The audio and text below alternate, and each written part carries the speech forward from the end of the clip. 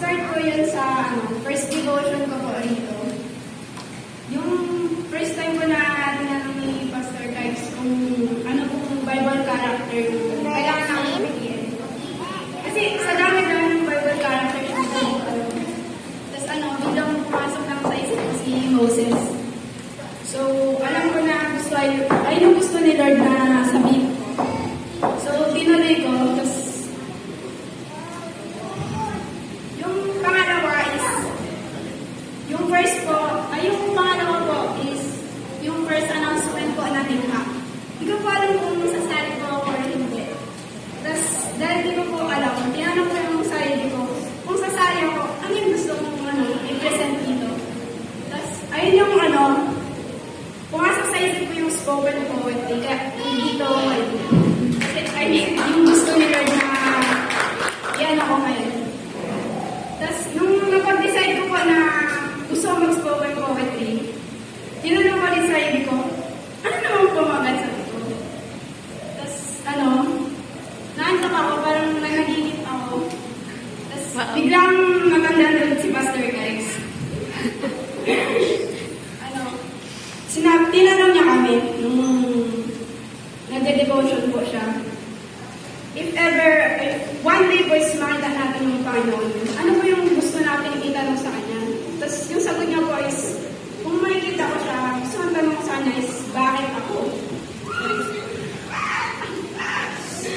So, ayun po yung napag-decide ko na napamagat ko ng spoken poetry ko. Ayun po yung ginamit ko para makapagsalita ko. Yung tanong na, bakit ako? Ayun.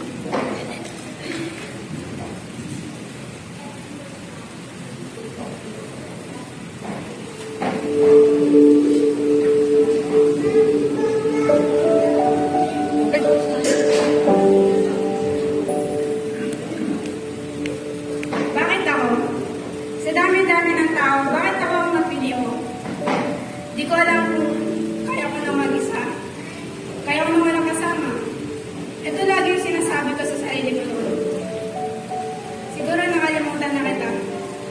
Nakalimutan ko ikaw ang lagi kong kasama. Ikaw yung gumagabay sa akin tuwing kailangan kita. Alam ko naman na lagi ka na dyan tuwing ako yung nag-iisa. Kasi noon, wala na ako ng pag-asa. Natakot akong lumapit sa'yo. Dahil sa kasalanan na nagawa ko. Sa mga problemang naranasan ko, inisip ko na di ako karapat dapat nag-aawag sa mga plano mo. Kaya di ko na malaya na natabi na kita at nagkaroon ng malaking pagdudulo. Pero bakit ako? Ako kailangan kong dumanas ng ganito. Bakit kailangan kong matapa ng ganito kalala? Ginawa ko naman ang lahat para sa'yo. Naging mabuti ako sa mga tao. Sinunod ko ang mga utos mo. Diyos ka, diba? Ba't pinapadanas mo? Sa taong katulad ko. Kailangan nga ba talaga kita? Dahil alam ko, ikaw ang nagbigay sa akin ng pagsubok para matuto ako. Nilikha mo ako, kaya ako naririto. Naririto sa harap mo, sinasabi ang kabutihan mo. Alam ko mahalaga ako sa'yo, at kailangan ko walang magtiwala sa'yo sa mga pangako mo. Simula nung pinakinggan ulit kita, dito ako nagbago. Ikaw ang naging kalakasan ko. Maniwala lang ako sa'yo at kakayanin ko. Manalangin lang ako at sasagutin mo. Yung tanong na bakit ako, ang tumulong para mapalapit sa'yo at magbago ang paniniwala ko. Dito ako natuto na hanggang dulo, ikaw ang malalapitan ko. Hanggang dulo,